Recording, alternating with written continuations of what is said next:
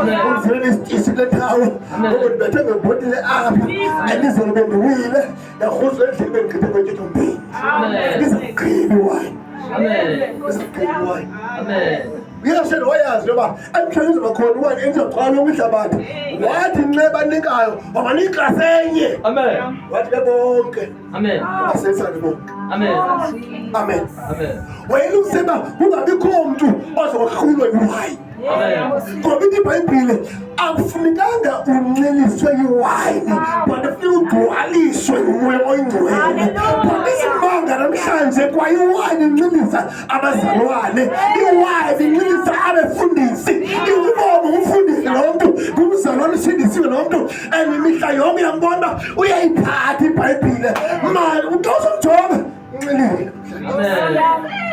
Amen. Udlile wena. Amen. Udle ukhomdlayo. Amen. Hallelujah. Amen. And ngoba